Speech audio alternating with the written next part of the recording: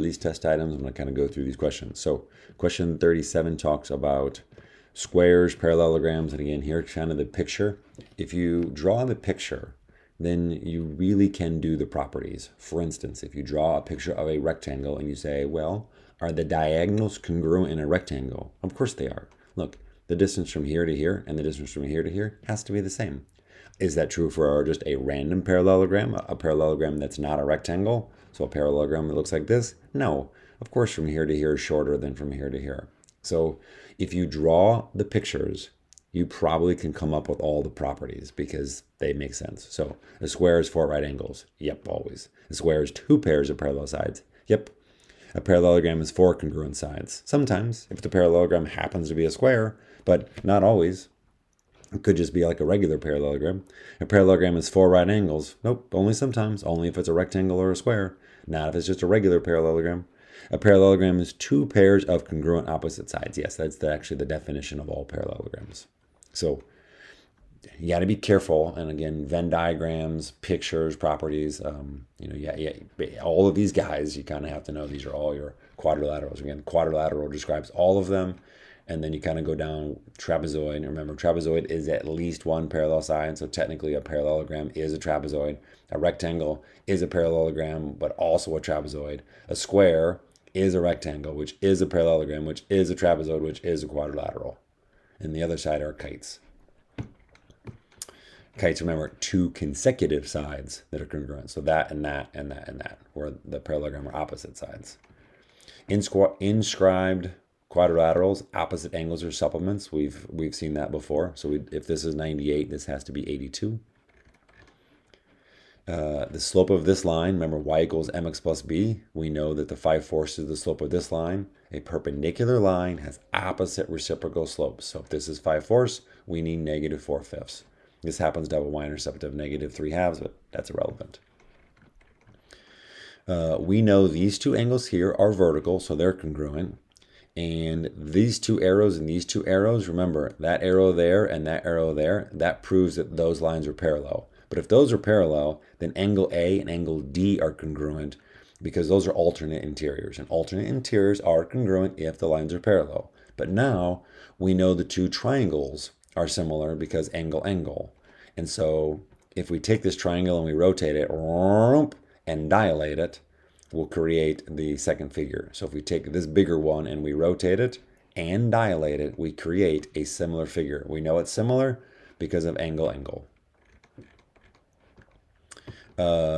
Flipping a coin and getting in 2 heads, those are completely independent flips of each other. So they are independent because the result of the first does not affect the result of the second.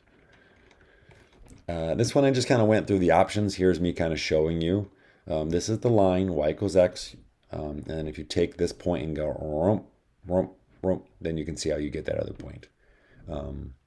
You can try the other options, but this is the option that works. Rotating it is not going to make it look like that. Rotating at 270 is not going to make it look like that, but this one does in fact work. Again, density is mass over volume, so I just took the mass and I divided by the volume.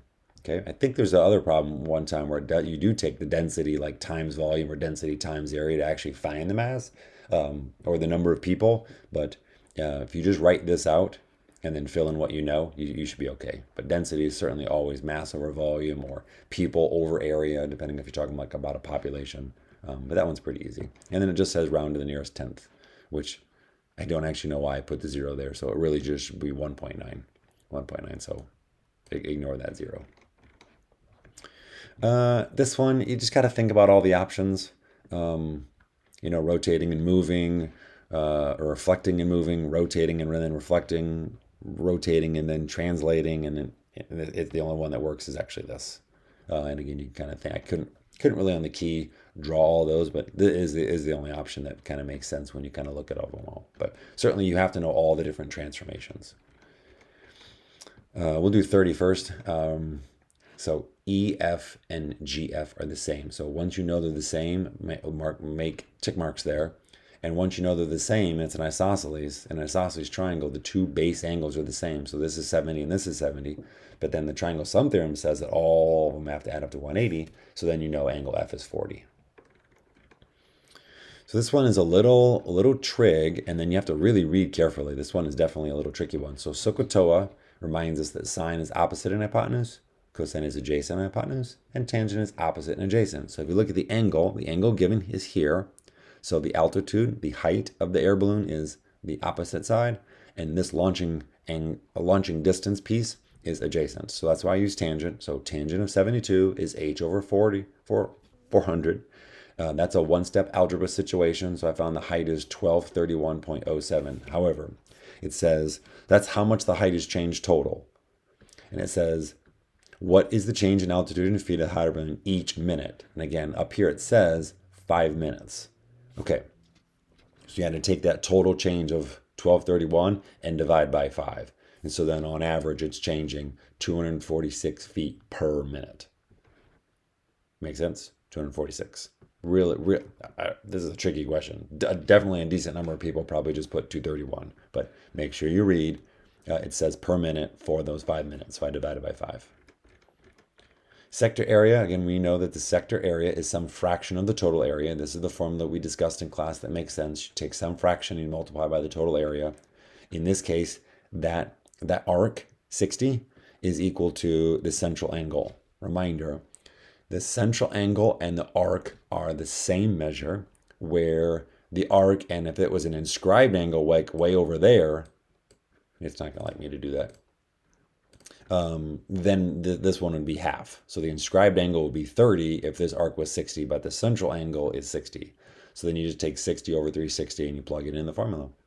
And again, the radius is just 5, so it's A. Okay, 2 parts. So one, you got to fill out the chart. So out of all the juniors surveyed, 35 like chemistry. So I took 35% of the juniors, not of the total, of the juniors, and got 119. That's here. Chemistry people who are juniors. Of all the students, 56 said like biology. So 50%, 56% of all of them like biology. So that's where that 392 came in. And then I did some subtractions because we know that columns have to add up and rows have to add up. And then what's the exact probability that a student is a senior given they like biology? So given they like biology, so I'm only looking at the 392 and I'm saying what's the chances they're a senior? So it's the number of seniors in biology, 171 over 392. So definitely a multi-step problem. So you have to use percentages first. Remember, 35% is 0.35. So to find 35% of 340, you just take 0.35 times 340. This is a question, just definition of ray. Remember, that's a ray, that's a line segment, and then that's a line. Right? Lines are defined by 2 points, but they go infinitely far in both directions. If they haven't ever used collinear, then that would be like 3 points or collinear, if and only if they're all on the same line. They tell you events are independent. This is a big one for them. They know independent events you can multiply. So like if I wanted to flip a coin and then roll a 4 on a die, those events are independent if I can multiply them together. So the probability of A occurring times the probability of B occurring is the same thing as the probability of A and B. And I think here it's probably better to think A then B, but same thing. And so the weird part is they gave you the and they didn't give you the A. They gave you A and B. So something times 0.6 equals 0.3, and you can just divide. 0.3 divided by 0.6 is 0.5 or 1/2. I would just put 0.5. Probabilities are usually given as decimals. All right, we look at this. This was a really tricky question because it's so easy, but it sounds hard. So we know that lines are y equals mx plus b. We can look up here and we can find the slope is -1/4 and the y-intercept is 3, and so we can write this equation pretty easy. And this is the weird part. It says line J and line K coincide with each other. Well, if they coincide with each other, that just means they're the same line. And so there's some they dilate it by a scale factor of 3 and create a point P. But this has to be the same thing. What is the possible ordered pair for P? It's got that the y-intercept has to be the same.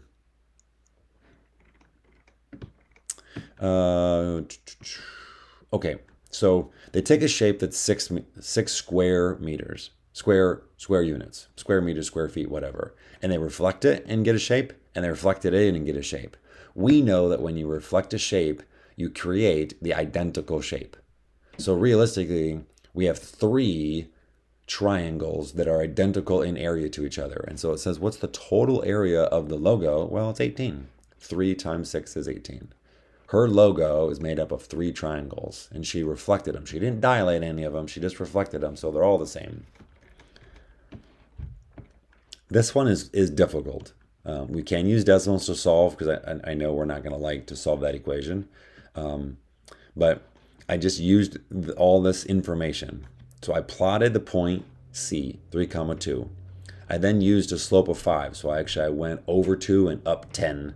And I got another point A, and I labeled it 512, right? Over 2, up 5 is a slope of 5. Oh, sorry, over 2, up 10 is a slope of 5. And then it says AB is a vertical line, so then I just took B and I dropped it. I know B has to have a x-coordinate then of 5. So if you think of B, I don't know what its y value is. So it's some B value minus 2 over x2 minus x1. So that's just what slope is. So y2 minus y1 over x2 minus x1, and I get negative 1/5. Now I need it to be negative 1/5 because I need that to be a right angle, which means I need this to be negative 1/5 if this slope is 5. And then I solved using Desmos. I just plug this into Desmos, and I just look for the intersection, which is 1.6. Okay, and that's a possible point. There are lots of them. You wouldn't have to get that one. That's a tough question. Okay, got to read carefully because we know how to find the volume of a pyramid. It's 1/3 BH, where B is the area of the base. So 1/3 times 1 times 3 times 2 is 2. But then it says it costs $7.50 per cubic inch. So the volume of this guy is 2, but then the cost of it is 15. 2 times 7.5. So make sure we read carefully. This is a silly question, right? This is clearly a sphere. This is a cylinder. This is a sphere. This is another one about the probability of independent events. Independent events. So the probability of them both occurring is just A times B, right? The probability of A is 0.6. The probability of B is 0.7.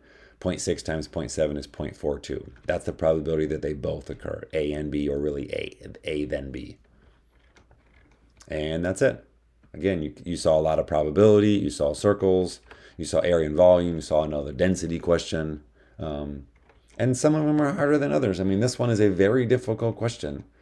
I think that a question like that was pretty easy. A question like this is very easy. So, get the easy, medium, and kind of the hard ones right. You'll be fine. It's okay if you don't get every one of them right.